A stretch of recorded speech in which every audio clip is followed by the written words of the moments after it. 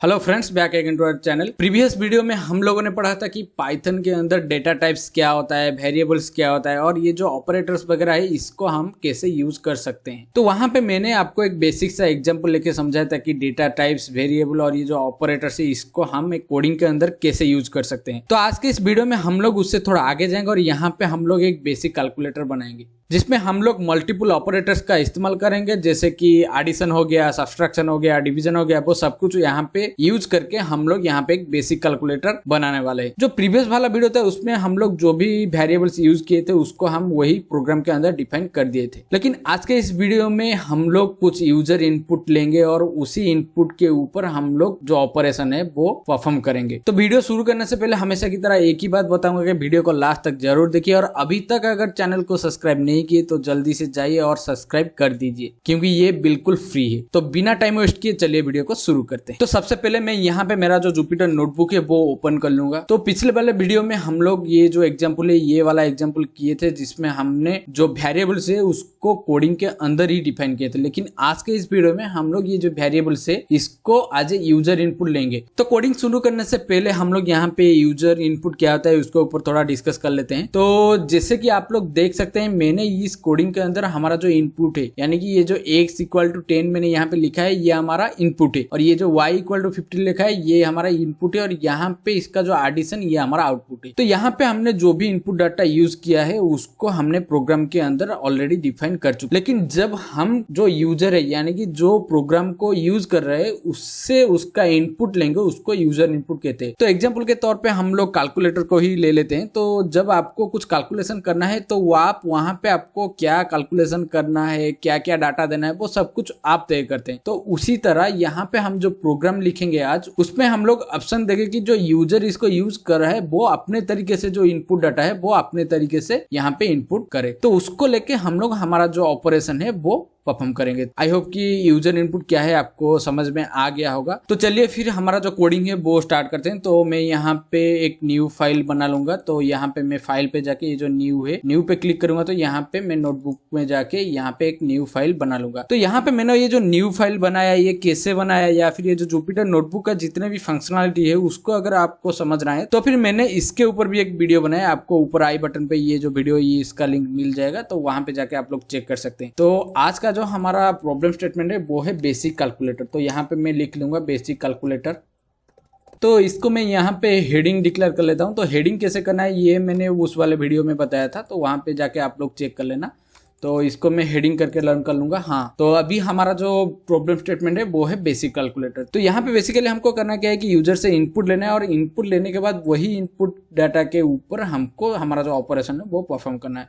तो यहाँ पे ये जो कैलकुलेटर इसका कोड लिखने से पहले मैं आपको पाइथन के कुछ फंक्शंस के बारे में बताना चाहता हूँ जिसका इस्तेमाल करके हम लोग यूजर से उसका इनपुट ले सकते हैं। ठीक है, तो उसके लिए मेरे को मेरा जो स्लाइड है वो ओपन करना पड़ेगा। तो यहाँ पे मैं को मिनिमाइज कर लेता हूँ। मिनिमाइज करने के बाद यहाँ पे मेरा जो स्लाइड है वो ओपन कर लेता हूँ। ठीक है, और इसको मैं प्रेजेंटेशन मोड पे रख लेता हूँ। तो यहाँ पे जो बेसिक कैलकुलेटर हम लोग बनाएंगे उसका कोडिंग लिखने से पहले हमको ये जानना पड़ेगा कि पाइथन के अंदर हमको इनपुट कैसे लेना है। ठीक है, अगर हम लोग चाहते हैं कि यूजर अपना इनपुट दे तो पाइथन के अंदर ऐसा क्या फंक्शन है जिसका इस्तेमाल करके हम लोग यूजर से उसका जो इनपुट डाटा है वो ला सकते हैं। तो उसके लिए हम लोग पाइथन में इनपुट और आउटपुट के ऊपर थोड़ा बहुत जानेंगे। तो यहाँ पे मैं नेक्स्ट स्लाइड पे जाता हूँ और आपको बताता हूँ कि ऐसा कौन सा फंक्शन है जिसका इस्तेमाल करके आप लोग पाइथन के अंदर यूजर से इनपुट ला सकते हैं। तो पाइथन के अंदर वो जो फंक्शन है वो है इनपुट फंक्शन। ठीक है, यानी कि हम लोग ये जो इनपुट फंक्शन है इसका इस्तेमाल करके यूजर से जो इनपुट डाटा है वो ला सकते हैं। ठीक है, तो यहाँ पे मैं आपको इनपुट के बारे में थोड़ा बहुत बता देता हूँ। तो इनपुट का जो सिंटैक्स है वो इसी तरह का है। ठीक है, यानी कि हमको पहले इनपुट लिखना पड़ेगा और ब्रैकेट के अंदर हमको जो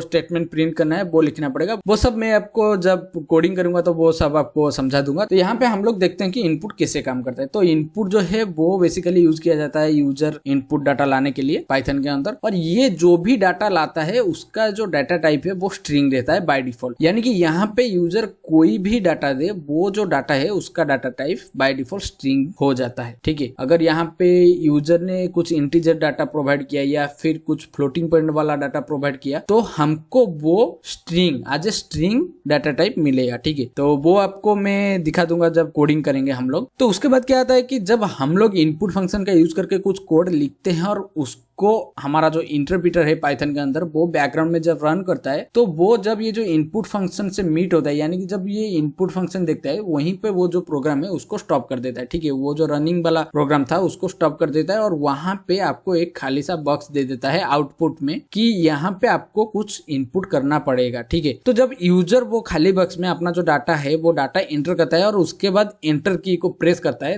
तब जाके ये जो इंटरप्रीटर है ये बैकग्राउंड में जहां से स्टॉप हुआ था वहीं से ये जो कोड है वो फिर से रन होता है। ठीक है, तो ये कैसे होता है ये आपको जब हम कोडिंग करेंगे आपको वहां पे अंदाजा आ जाएगा कि ये कैसे होता है। ठीक है, तो यहाँ पे मैं पहले से ये जो इनपुट है ये इनपुट फंक्शन क्या है और इसका जो भी काम है ये मैंने यहाँ पे डिफाइन करके रख लिया है। तो आप लोग नीचे जाके जो लिंक मिलेगा आपको गिटहब का लिंक, तो वहां से आपको ये जो सब डिटेल्स है ये मिल जाएगा। ठीक है, तो आप चलते हैं कोडिंग की तरफ। पहले हम लोग कोडिंग कर लेंगे और उसमें से हमारा जो डाउट है वो क्लियर हो जाएगा और उसके बाद इनपुट फंक्शन के कुछ और भी पैरामीटर्स है जिसके बारे में हम लोग पढ़ेंगे। तो यहाँ पे मेरा जो जुपिटर नोटबुक है वो मैं ओपन कर लूंगा।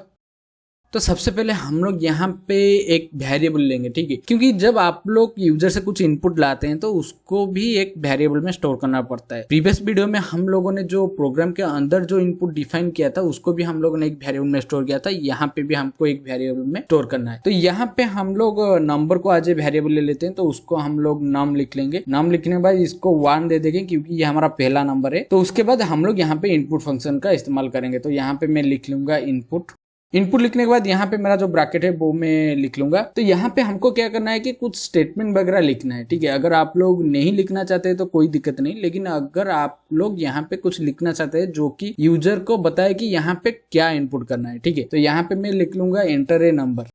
तो सिंपली यहाँ पे मैं यूजर को ये बताना चाह रहा हूँ कि आप यहाँ पे एक नंबर एंटर कीजिए। ठीक है, तो अगर आपको यहाँ पे यूजर का कुछ मैसेज देना हो कि ये जो इनपुट फील्ड है इसमें आप लोग कुछ नंबर इनपुट करो या फिर कुछ स्ट्रिंग इनपुट करो, कुछ भी मैसेज देना हो तो यहाँ पे आप लोग इनपुट के अंदर जो ब्रैकेट है उसके अंदर आप लोग सिंपली लिख सकते हैं। और लिखने के बाद इसको आप लोग डबल कोट्स के अंदर लिखना है, तभी जाके इसका जो सिंटैक्स है वो सिंटैक्स एरर नहीं आएगा। ठीक है, तो यहाँ पे हमारा जो पहला नंबर है उसको हम लोगों ने लिख लिया है। ठीक है, उसके बाद आते हैं दूसरा नंबर पर। तो यहाँ पे मैं दूसरा नंबर को नंबर 2 दे दूंगा। देने के बाद सेम वही कोड को मैं यहाँ पे कॉपी कर लूंगा। ठीक है, कॉपी करने के बाद मैं इसको वहां पे पेस्ट कर लूंगा। ठीक है, तो यहाँ पे हम लोगों ने 2 नंबर ले लिया है यूजर से। ठीक है, उसका जो कोड है हमने लिख लिया है। उसके बाद हमको कुछ ऑपरेशन वगैरह परफॉर्म करना है। ठीक है, तो बेसिकली आप लोग यहाँ पे यूजर को ऑप्शन दे सकते हैं कि वो कौन सा ऑपरेशन परफॉर्म करना चाहता है। ठीक है, लेकिन हम लोग उतना एडवांस में नहीं जाएंगे। हम लोग यहाँ पे हमारा जो भी ऑपरेशन है, एडिशन हो गया, मल्टीप्लिकेशन हो गया, सब्सट्रैक्शन हो गया, डिवीजन हो गया, वो सब कुछ यहाँ पे परफॉर्म करेंगे। तो सिंपली मैं यहाँ पे और कुछ वेरिएबल ले लूंगा, जैसे कि ऐड ले लूंगा एडिशन के लिए, उसके बाद सब ले लूंगा सब्सट्रैक्शन के लिए, उसके बाद मल ले लूंगा मल्टीप्लिकेशन के लिए, और उसके बाद डिव ले लूंगा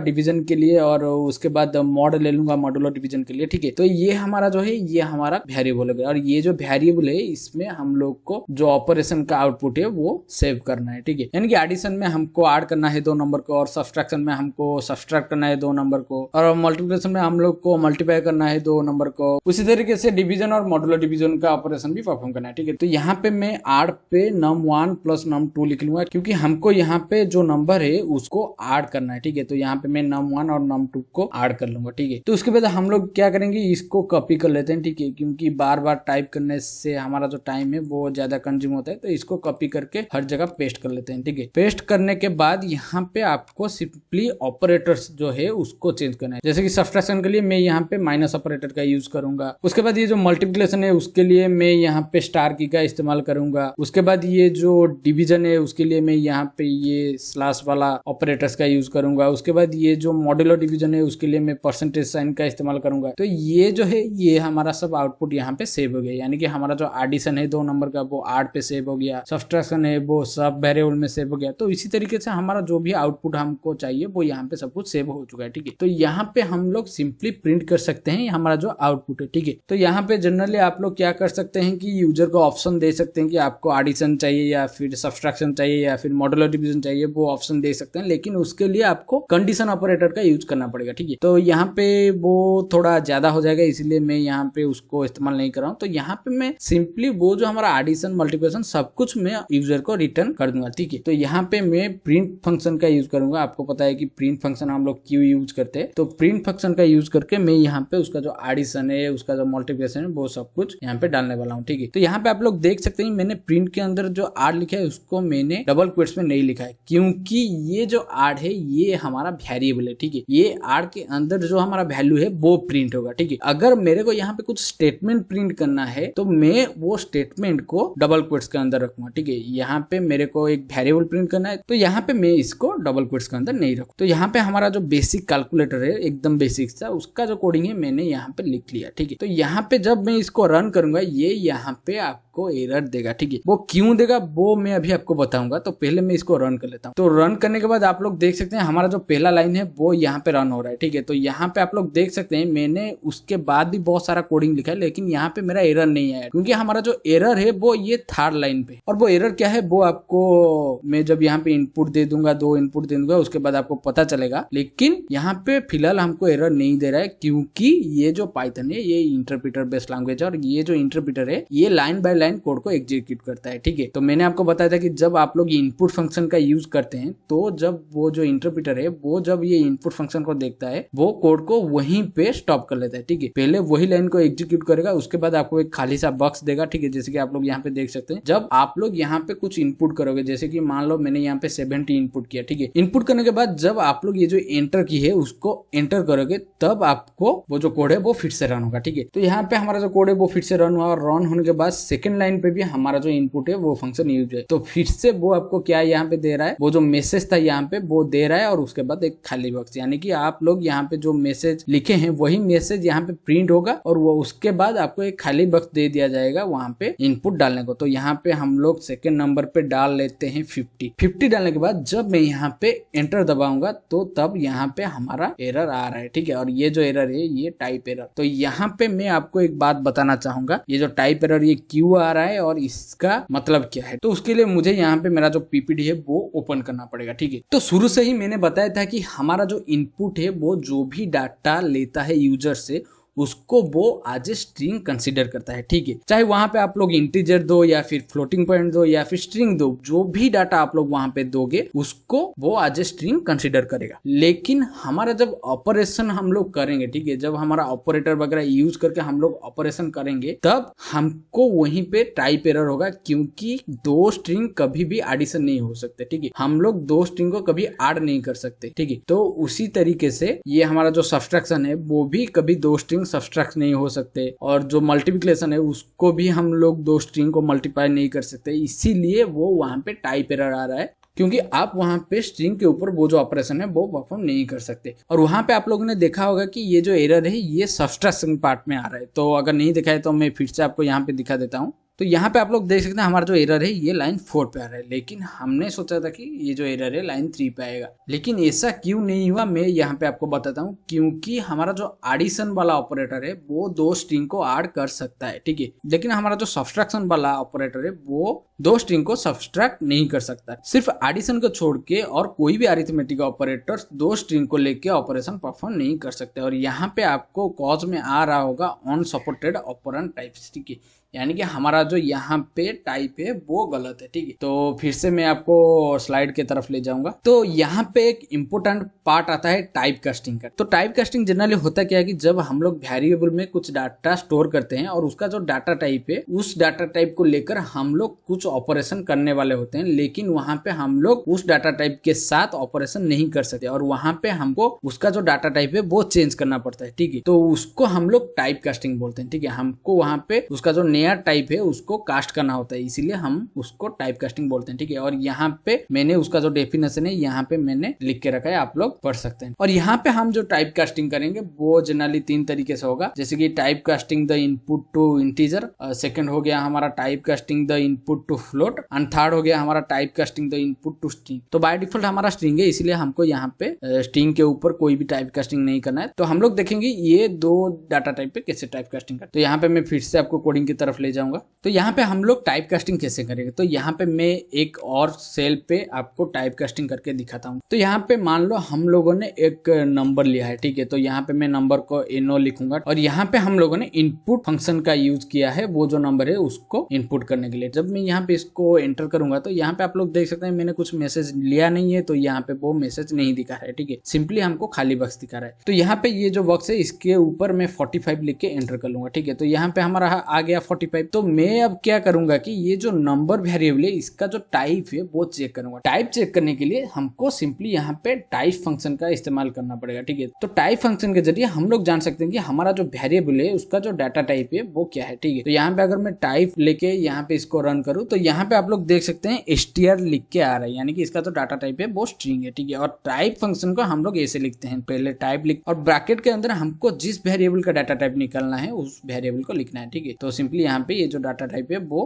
आ जाएगा। तो यहाँ पे टाइप कास्टिंग कैसे करते हैं, तो हमको सिंपली यहाँ पे इंट लिखना है और ये जो इंट है ये हमको ये बताएगा कि हमारा ये जो इनपुट आ रहा है इसको हम एज ए इंटीजर स्टोर करेंगे, ये जो वेरिएबल है। यहाँ पे ये जो इनपुट के अंदर जो भी हमारा डाटा आएगा उसको हम एज ए इंटीजर सेव करेंगे, ये जो वेरिएबल है इसके अंदर, ठीक है। तो यहाँ पे मैं इंट लिख के ये जो ब्रैकेट है दे दूंगा, ठीक है। तो यहाँ पे अगर मैं इसको फिर से दोबारा रन करूँ तो यहाँ पे मेरा जो खाली बॉक्स आ रहा है और उसके बाद मैं यहाँ पे टाइप करता हूँ 90, ठीक है। 90 करने के बाद मैं अभी अगर मैं ये जो नंबर वेरिएबल है इसका टाइप चेक किया तो ये यहाँ पे इंटीजर देगा, ठीक है। तो यहाँ पे मैं इसको रन कर लेता हूँ। तो रन करने के बाद आप लोग देख सकते हैं यहाँ पे हमारा इंट लिखा आ रहा है, यानी कि हमारा ये जो वेरिएबल है ये इंटीजर है। आई होप कि आपको यहाँ पे टाइप कास्टिंग कैसे करते हैं समझ में आ गया होगा। तो सिंपली उसी तरीके से हम लोग यहाँ पे भी टाइप कास्टिंग कर लेते हैं। तो यहाँ पे मैं इंटीजर ले लूंगा, ठीक है। हमारा जो इनपुट हम लोग लेंगे उसको एज ए इंटीजर हम लोग स्टोर करेंगे, ठीक है। और उसी तरीके से मैं यहाँ पे नंबर 2 में भी इंटीजर लिख लूंगा, ठीक है। तो यहाँ पे टाइप कास्टिंग करने के बाद सिंपली हमको यहाँ पे कोई एरर नहीं आएगा, ठीक है। तो यहाँ पे मैं ये जो कोड है इसको दोबारा रन करता हूँ, ठीक है। तो यहाँ पे हमारा जो पहला वाला इनपुट था वो था 70 और जो दूसरा वाला इनपुट था वो था 50। इसको अगर हम लोग रन करेंगे तो आपको यहाँ पे 120 मिल जाएगा। यहाँ पे हम लोग ने एडिशन वाला वेरिएबल को प्रिंट किया है, तो यहाँ पे हमको उसका जो एडिशन है वो दिखा रहा है, ठीक है। और अगर यहाँ पे मान लो हम लोग मॉड वाला जो वेरिएबल है उसको यूज करते हैं तो ये हमको क्या दिखाएगा। तो हमारा जो पहला इनपुट था वो था 70, उसके बाद जो इनपुट था वो था 50 और यहाँ पे ये हमको 20 दिखा रहा है, ठीक है। उसी तरीके से आप लोग यहाँ पे डिवीजन वाला वेरिएबल ले सकते हैं, सब्ट्रैक्शन वाला ले सकते हैं, ठीक है। तो ये हो गया हमारा basic calculator by using user input, ठीक है। तो यूजर इनपुट को लेके हमने यहाँ पे एक बेसिक कैलकुलेटर बना लिया है। तो यहाँ पे हम लोगों ने देखा कि यूजर इनपुट कैसे लेते हैं और ये टाइप कास्टिंग कैसे करते हैं। अगर आप लोग चाहे तो यहाँ पे इंटीजर के बदले उसको फ्लोट में भी ले सकते हैं, ठीक है। तो वो आप लोग ट्राई कीजिएगा, ठीक है। तो यहाँ पे मैं अगर ट्राई करूँगा वीडियो थोड़ा लंबा हो जाएगा। तो आज का जो वीडियो था वो सिर्फ इतना ही। अगले वीडियो में हम लोग देखेंगे कि इनपुट के अंदर हम लोग और क्या क्या पैरामीटर्स ले सकते हैं, ठीक है। तो फिर मिलते हैं आपको अगले वीडियो में, तब तक के लिए पीस आउट।